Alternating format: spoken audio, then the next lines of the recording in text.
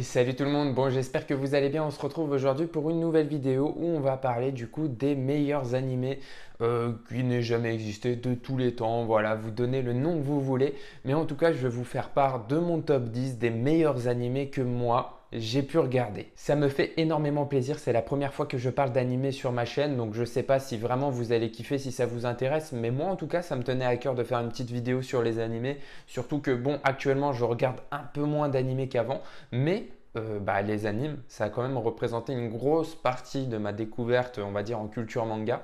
Donc, je tiens à vous faire un petit top pour vous partager les meilleures pépites que moi, j'ai découvert au cours de ma vie. Même si je suis encore assez jeune quand même.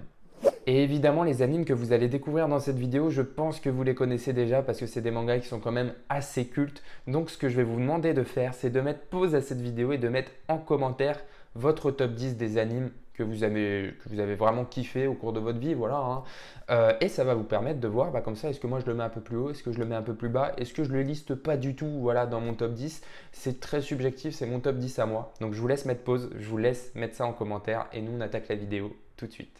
Pour commencer, en 10e position, je vais en décevoir plus d'un déjà dès le premier manga que je vais citer, mais je classe en 10e position Dragon Ball. Voilà, donc Dragon Ball, je regroupe l'entièreté de la saga Dragon Ball, Dragon Ball, Dragon Ball Z, Dragon Ball GT, Dragon Ball Super. Je regroupe l'entièreté, c'est pas parce qu'il est 10e qu'il est nul, c'est super bien Dragon Ball. Si vous avez jamais lu Dragon Ball, vous pouvez aller découvrir, vraiment, c'est kiffant. Mais pour moi, comparé aux mangas qui sont après, c'est quand même un peu moins bien, je trouve, même si, je l'admets, sans Dragon Ball, pas mal de mangas ne seraient pas là aujourd'hui. Déjà, il faut que je vous parle pour moi, qu'est-ce qui fait qu'un manga est un bon manga? Qu'est-ce qui fait que ce manga-là, c'est un manga que je vais kiffer et que je vais passer dans mon top 3, on va dire, des mangas? C'est que pour moi, c'est un manga qui doit parler de quelque chose, qui doit nous encourager sur quelque chose, qui nous fait passer un message derrière. Et pour moi, vous allez voir dans le top 3, c'est des mangas qui nous font vraiment passer des gros messages. Dragon Ball en fait passer, mais pour moi, ils sont quand même vachement moins importants que d'autres mangas. Oui, on parle ici d'un super shonen, d'un manga qui parle clairement du dépassement de soi, qui a instauré plein de codes dans l'histoire du shonen manga, voilà, au niveau des tournois, etc. hein. Dragon Ball est quand même un manga référent et c'est grâce à ce manga-là qu'on a eu plein de mangas aujourd'hui. Je veux dire, sans Dragon Ball, on n'aurait pas eu One Piece, etc. je pense. Donc bon, voilà, je le mets à la 10e position, c'est quand même une pépite.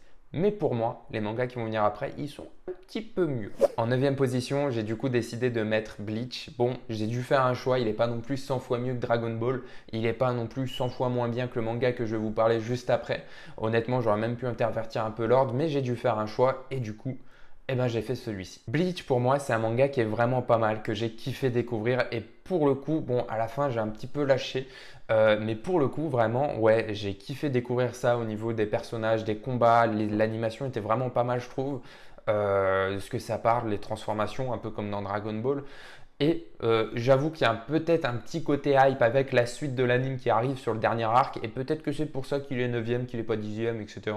Je suis un peu hype à redécouvrir la suite et peut-être même que je vais m'acheter les mangas parce que c'est un manga, je trouve, que vraiment j'apprécie pas mal et qui est vraiment excellent. Mais voilà, je le classe en 9e position, c'est assez connu honnêtement. Si vous ne connaissez pas, c'est disponible un peu partout, sur Netflix, je ne sais même plus si c'est Crunchyroll, etc. Mais il est disponible un peu partout, donc vous pouvez aller découvrir. Et c'est un manga comme Naruto, One Piece, Fairy Tail, etc. qui mérite d'être lu ou d'être vu. Voilà. En 8e position, il s'agit ici du coup du premier manga, on va dire nouvelle génération, il s'agit de My Hero Academia. Bon, je sais que My Hero Academia c'est apprécié par beaucoup de personnes, moi je kiffe le manga papier, mais j'avoue que j'ai vraiment du mal avec l'animé et pour moi, les scènes de combat dans l'anime sont super bien, mais vraiment il y a des moments où j'accroche pas du tout. Je sais pas ça vient de quoi, mais en tant que alors, je kiffe le manga papier, voilà, vraiment les scans, etc. Maintenant, je suis à jour, je kiffe les suivre. Mais l'animé, je peine vraiment. Et en plus, la dernière saison, je ne l'ai pas trouvé si top, mais c'est parce que ça prépare du lourd pour après.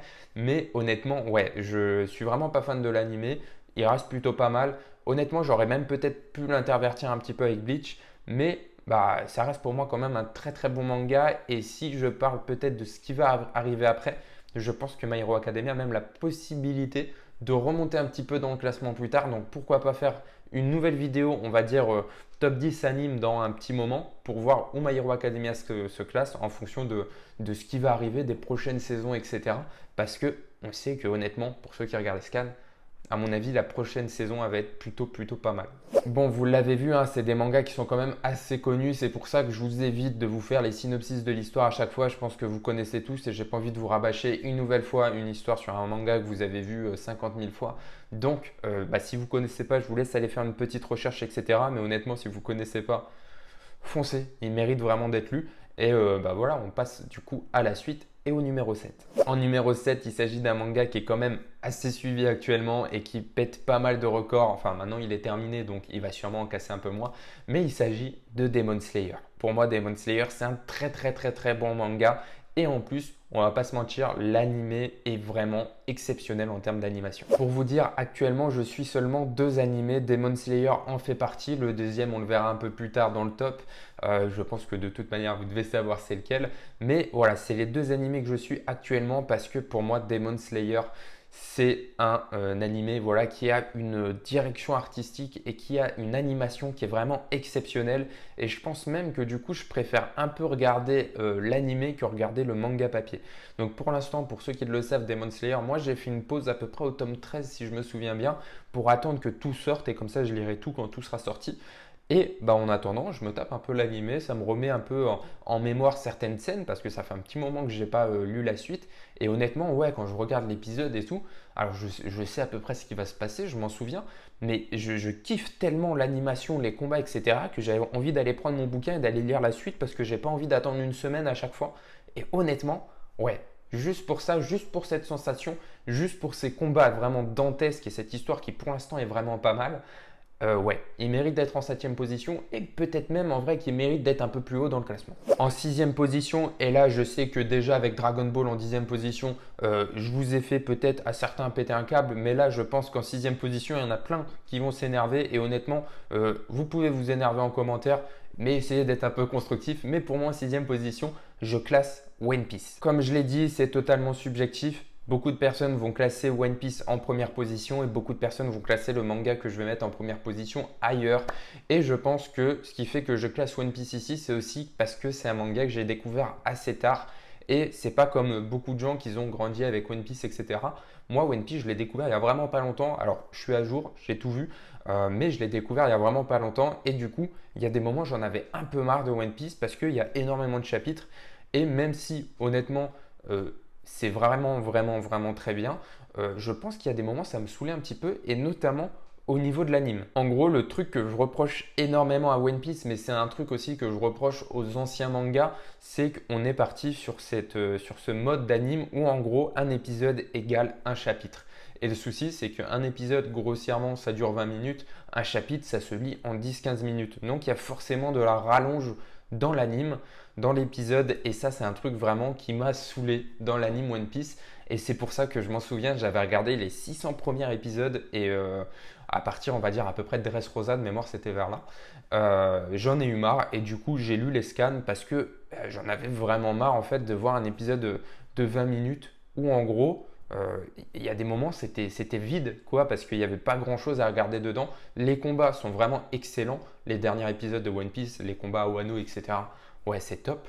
Mais j'avoue que se taper 900 épisodes comme ça, avec tout ce qui se passe dedans, ouais, c'est vraiment pas top. Et moi, c'est ce que je reproche à One Piece. Et c'est pour ça que je le classe en 6e position. Bon, on attaque désormais le top 5 de cette vidéo. En 5e position, un manga qui est quand même également vachement connu. Il s'agit de Hunter x Hunter. Bon, Hunter x Hunter, c'est un manga vraiment top, vraiment exceptionnel. J'ai hésité à le remplacer par Yu Yu Hakusho parce que Yu Yu Hakusho, c'est un manga que j'estime un peu plus dans mon cœur, mais je trouve que quand même le sujet abordé dans Hunter x Hunter est quand même plus important et il y a aussi un côté d'animation, c'est-à-dire que je kiffe Yu Yu Hakusho, je kiffe Hunter x Hunter, mais honnêtement, aujourd'hui, Yu Yu Hakusho est peut-être un peu trop ancien. Et finalement, je préférerais 100 fois regarder Hunter x Hunter par rapport au côté animation plus récent, etc., que regarder Yu Yu Hakusho avec des dessins un peu vieillots. Et moi, c'est quelque chose qui me bloque. Et comme je l'ai dit, c'est mon top c'est complètement subjectif, mais au moins je classe les trucs où je veux. Voilà. Et je pourrais pas vous dire si pour moi l'anime est mieux que le manga papier parce que du coup il fait partie des mangas où j'ai seulement vu l'anime et je n'ai pas lu le manga papier. Donc finalement je pourrais pas vous le dire, surtout que du coup c'est un manga qui n'aura pas une fin avant un petit moment ou peut-être qu'il n'aura jamais de fin. Là où au moins l'avantage c'est que l'anime il a en quelque sorte on va dire une vraie fin en quelque sorte, hein, voilà. Donc je verrai par la suite, mais pour l'instant, acheter le manga Hunter x Hunter, ça me fait pas du tout envie. J'ai vraiment pas envie de les acheter pour l'instant. Je suis vraiment satisfait de l'anime et je fais partie de ces gens qui n'aiment pas acheter des mangas qu'ils connaissent déjà. Hunter x Hunter, c'est un manga où je connais, je pense quand même pas mal de tomes du début, hein. Je sais pas ça représente combien de tomes, mais j'ai pas envie d'acheter 20, 25, 30 tomes d'un manga que je connais, tout ça pour attaquer le manga à partir du tome 31. Et j'ai pas envie de commencer au tome 31 parce que j'aurai pas les 30 d'avant. Donc pour l'instant, Hunter x Hunter, ouais, je le mets un petit peu en pause. En quatrième position, je pense qu'on est tous d'accord pour le mettre dans ce top. Alors peut-être que certains vont le mettre un peu plus haut, d'autres vont le mettre un peu plus bas. Mais moi, j'ai décidé de mettre en quatrième position Shingeki no Kyojin ou l'attaque des titans. Un peu comme Hunter x Hunter, c'est un manga où je regarde que l'anime. Alors j'ai les tomes de l'édition colossale, mais en fait je les ai que jusqu'à peu près au moment où l'anime en est. Donc du coup je regarde l'anime vu que c'est un épisode par semaine. Je kiffe, on peut rien dire au niveau de l'animation, je pense qu'on est tous d'accord pour dire que l'animation est exceptionnelle. On est tous d'accord pour dire que le manga est exceptionnel. Apparemment la fin elle n'est pas si ouf que ça, etc. Mais pour l'instant c'est top, il n'y a rien à dire. Et en tout cas moi je kiffe. Et honnêtement, le sujet que ça parle, on commence à rentrer dans des mangas qui ont un vrai sujet au niveau de ce que ça parle. Moi j'aime bien, je vais éviter de spoiler de quoi parle l'attaque des titans, parce que pour ceux qui ont juste vu la saison 1 ou la saison 2, ils n'ont pas du tout le gros dénouement qui arrive après. Mais honnêtement, j'étais vraiment épaté de ce retournement de situation.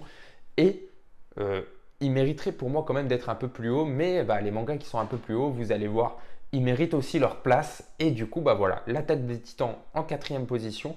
Et on passe enfin au top 3. En numéro 3, c'est un manga qui est très connu, mais qu'on entend quand même très peu parler. Je l'ai dans ma mangatech, j'ai vu l'anime, j'ai lu le manga papier, j'ai lu les spin-offs. Je suis vraiment fan de cette série et il s'agit de GTO. GTO ou Great Teacher Onizuka avec mon superbe accent anglais. Bon voilà, c'est un manga que je surkiffe vraiment. Honnêtement, il aurait pu être plus haut dans le top, mais comme je l'ai dit, j'ai dû faire des choix. Et pour moi, en termes de manga qui fait passer des messages et qui nous apprend des choses, c'est un manga exceptionnel et qui est vraiment enrichissant en termes de leçons de vie parce que il n'y a rien à dire, ce manga, il donne vraiment des good vibes. On a un manga qui est quand même vachement sérieux, qui traite de sujets très importants. Ça aborde un nombre de sujets vraiment exceptionnels, du harcèlement, du suicide, enfin voilà, c'est un truc de fou et qui envoie des leçons de vie vraiment importantes. Et moi, comme je l'ai dit, les mangas qui traitent de sujets comme je l'ai parlé juste avant et qui les traitent super bien, déjà ça me fait kiffer. Et des mangas qui ont des leçons de vie comme on apprend dedans, ouais, c'est super cool. Honnêtement, c'est vraiment un manga qui me fait kiffer. Et en plus, c'est un manga qui est vraiment, mais vraiment très drôle. Et juste, voilà, c'est un combo en fait qui mérite d'être dans l'anime. Et pour moi, c'est un manga qui, on va dire, que ce soit en termes de manga papier ou d'anime, il est vraiment exceptionnel. Et en plus de ça, je pense que c'est un des mangas qui a une des meilleures doublures, on va dire, en VF. Vraiment, moi, je suis super content de la voix d'Onizuka en VF. Je sais pas vous, mais c'est un manga qui a une VF pour moi très réussi. La VO est évidemment un petit peu mieux, mais la VF comparée à d'autres, on ne va pas parler de Dragon Ball, etc. La VF pour moi est également très réussie. Donc si vous ne connaissez pas GTO, vous pouvez acheter les tomes, il n'y en a pas énormément, je ne sais plus, une vingtaine je crois.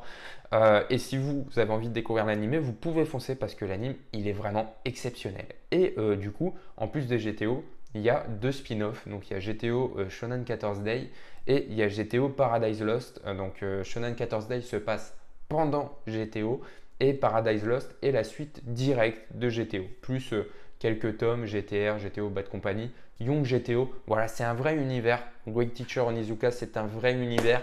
Et voilà, c'est un manga qui mérite d'être lu. Si vous ne l'avez jamais lu, il est en troisième position. C'est vraiment parce qu'il est exceptionnel. Donc, il faut vraiment le découvrir. Et si vous ne l'avez pas découvert, c'est vraiment le moment. Deuxième position, et là, on rentre quand même dans le vif du sujet. En deuxième position, j'ai décidé de mettre Full Metal Alchemist. Voilà, un manga qui est quand même assez connu. On va parler ici, je pense, de Brotherhood qui pour moi est quand même un petit peu mieux que le Full Metal classique.